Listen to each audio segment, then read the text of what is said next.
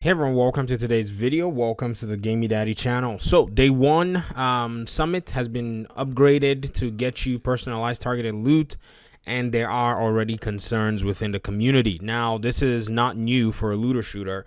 In fact, I can always expect that there will be different opinions, different concerns, and different things that are not necessarily announced until we see it in the game. And I think I said this in two videos before, that I'm not, naive to think that the developers don't insert some conundrums to keep themselves a little relevant. I can almost guarantee you Wednesday state of the game, they're going to say, oh, we've heard your concerns about the nerf of the loot drops, and we're looking into it. And then they're going to bring in another state of the game and say, oh, we're increasing the loot drops by 5%. And we're going to say, yay, the developers, we know the tactics. I've been covering the Division 2 for a few years now, so I've seen these same patterns repeat themselves.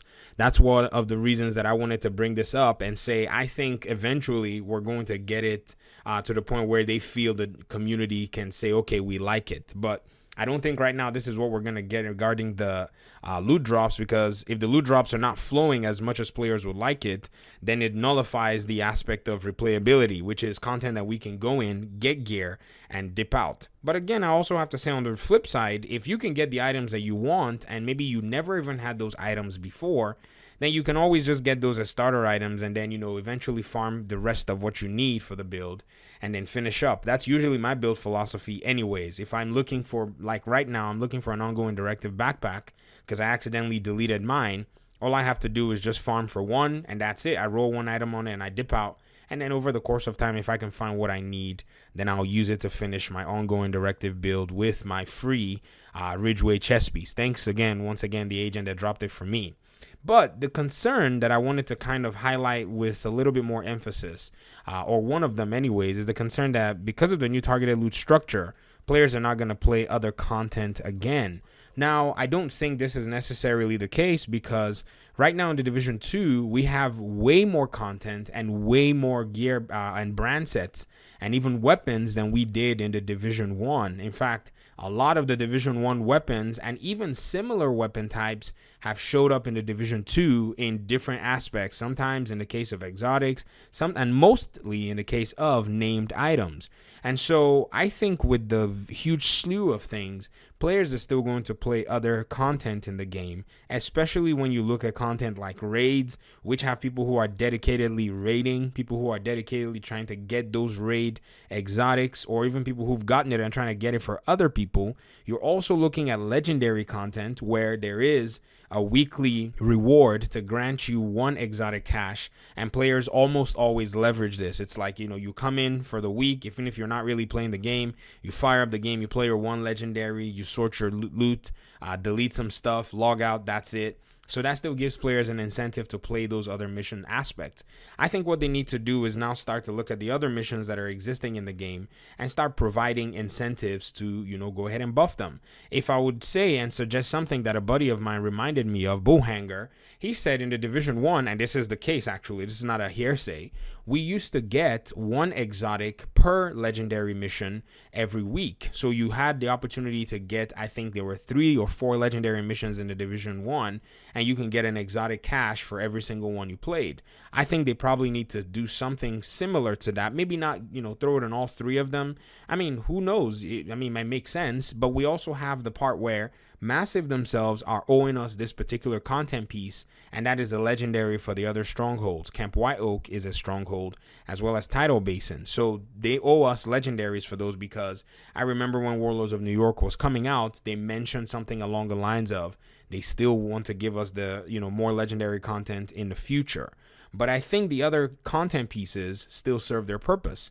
Another purpose that other content pieces will serve that will still bring players out of the summit is the XP farm and the XP gains and the activities to achieve rewards and gain season track items, which is basically what players do when seasons come out, because season tracked items are guaranteed. As you're leveling up your season, you're, basically guaranteed about 2 or sometimes maybe a few exotics and even exotic caches depending on the track you go with, and this is based on you getting XP. So everybody knows the XP farm, do level 4 control points, do some directives in the open world, farm resource caches, do just regular activities, these things are going to give you the XP that you need. So I don't see anybody sitting in the Summit trying to get XP.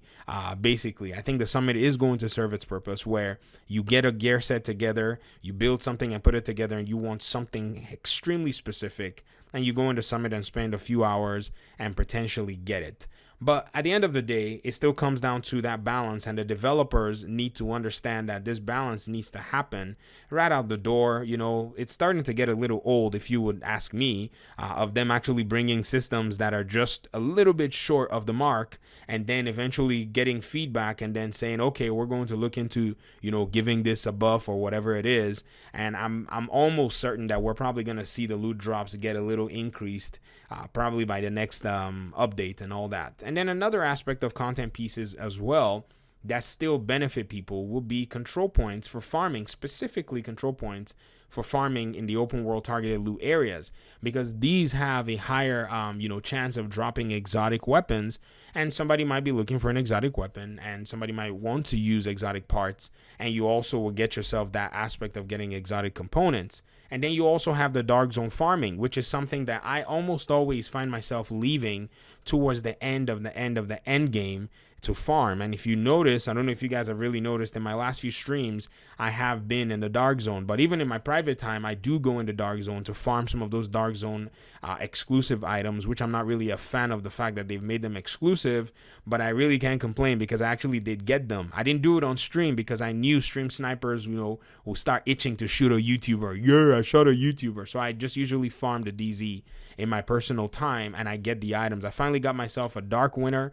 I haven't tested it out, and I got myself 3 pairs of the Death Grips gloves, which I've been pining to use in a build. I don't care if nobody cares about 511. I care about the Death Grips gloves, and basically I'll be doing stuff like that. But I want I want to also hear your concerns. I think these concerns are valid. I think they're genuine. I think the developers are going to come and do a circle to fix it or do something about it, whatever. But another aspect too is, from talking to some people and even from playing just a very little bit of the content solo, I've seen that a solo aspect seems to be a little bit more rewarding.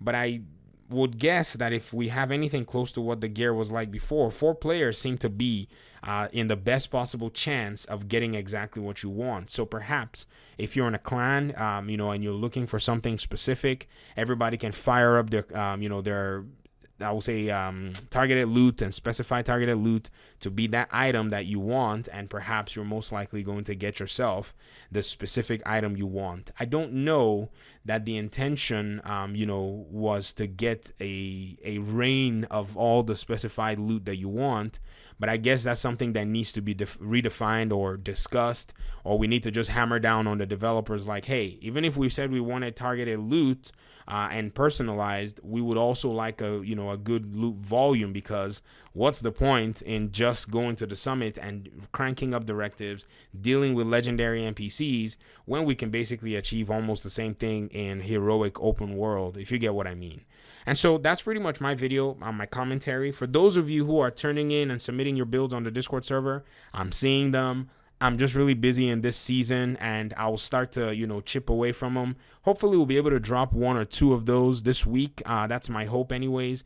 It's a little challenging to be able to try to, put these pieces together or go farm and all of that. So if you do have a YouTube video though, of your build actually doing good work, I would say that would be the best way. I can always talk about your build and put a link in the, in the description to your YouTube video. Drive that traffic and drive that attention your way. I have no problem doing that at all. But nonetheless, if you're wondering about this, hit the Discord server for the Gamey Daddy community and submit your builds, look at other builds, steal the builds, use them, enjoy them, and basically, get yourself up to speed and, exchange ideas in the Division community. I'll be out of your hair. Thank you so much for your time and audience, and hopefully we'll see you in another video. Peace.